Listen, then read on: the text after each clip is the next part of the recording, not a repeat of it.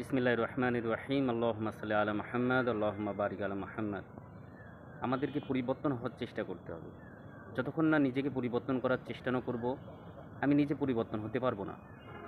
এ কারণে আমাদেরকে চেষ্টা করতে হবে, আমাকে চেষ্টা করতে হবে পরিবর্তন হওয়ার জন্যে।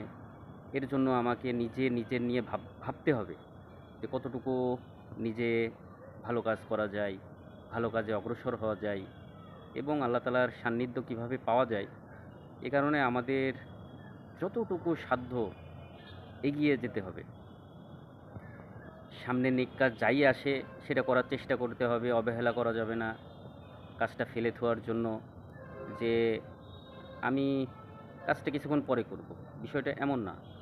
যখনই কোনো কাজ থাকবে, সে নিজের দৈনন্দিন কাজ হোক এবং নেক কাজের ক্ষেত্রে হোক, এতে এতে কী হবে, আমাদের যে চলার যে গতি এগুলো সুগম হবে। আল্লাহ তাআলা কাজের ভিতরে বরকত দেবে, নেক কাজে বরকত দেবে এবং আমাদের সব কিছুতেই একটা সাফল্য অর্জন হওয়ার একটা আল্লাহ তাআলার তরফ থেকে রহমত আসবে।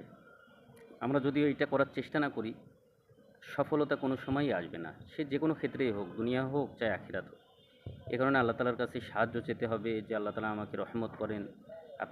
আপনি আমার উপরে ইহসান করেন। আপনি আমাকে আমার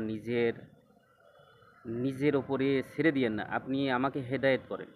আপনি নিজে আমাকে হেদায়েত করেন এবং যাতে আমার দ্বারা গুনাহ না হয়, গুনার প্রতি আমার আকর্ষণ তৈরি না হয়, গুনার প্রতি আমার আ মানে যেটা হলো নিজের ভিতর থেকে খারাপির যে চিন্তাধারা, এটা যাতে না আসে, এই কারণে আল্লাহ তাআলার কাছে সাহায্য চাওয়া। আসলে সব ক্ষেত্রেই উঠা, বসা, চলাফেরা সব ক্ষেত্রেই আল্লাহ তাআলার কাছে সাহায্য চাওয়া। আল্লাহর কাছে বলা যে, "আল্লাহ আমার চোখকে আপনি এম ভালো করে দেন।" মানে ভালো করে দেওয়ার অর্থ যে আমার চোখ দিয়ে যেন আমি কোনো খারাপ জিনিস না দেখি। আমার মুখকে আপনি ভালো করে দেন যাতে আমার মুখ থেকে কোনো ফাহিশা কথা না বের হয়। আমার কানকে আপনি ভালো করে দেন যাতে আমার কান দিয়ে আমি কোনো খারাপ কথা না শুনি, কোনো গীবত না শুনি এবং আমার অন্তরকে পাক করে দেন। আমার হাতকে পাক করে দেন যাতে আমার অন্তরে খারাপ চিন্তাধারা না আসে। আমার হাত দিয়ে কোনো খারাপ কাজ না হয়। হে আল্লাহ, আমার পাকে পাক করে দেন যাতে আমার পা দিয়ে কোনো খারাপ কাজে আমি অগ্রসর না হই। আসলে এইভাবে আল্লাহ তাআলার কাছে চাওয়া শিখতে হবে। আসলেই বড়রা, যারা আলেম ওলামা, এরা বলে যে তোমার নিজের ভাব তুমি আল্লাহ তাআলার কাছে প্রকাশ করো এবং যতটুকু পারো ততটুকু আল্লাহ তাআলার কাছে চাওয়া অভ্যাস করো। আধা ঘন্টা, ১ ঘন্টা এমন করে চাওয়া অভ্যাস করো। আসলে অতক্ষণ দোয়া করার আমাদের ধৈর্যও নেই, করাও কষ্টকর। কিন্তু তারপরেও যতটুকু ৫ মিনিট তো করা যায়। ৫ মিনিট চেষ্টা করা, যত মনের ভাব আল্লাহ তাআলার কাছে প্রকাশ করা যায়।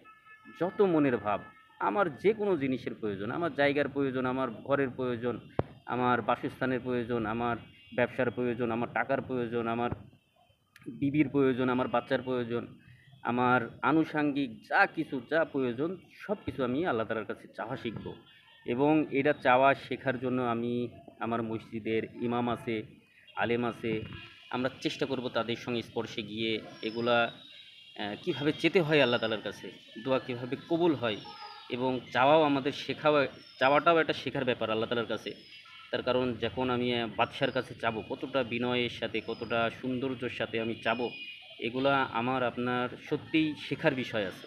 তো আমরা যখন আলেমদের সাথে এগুলা নিয়ে আমরা মশওয়ারা করব, ডিসকাস করব, দেখা যাবে আমার সব কিছু সুন্দর হয়ে যাবে। তো আমি করার চেষ্টা করব ইনশাআল্লাহ সর্বপ্রথম এবং আপনারাও করার চেষ্টা করেন ইনশাআল্লাহ। আসসালামু আলাইকুম ওয়া রাহমাতুল্লাহ।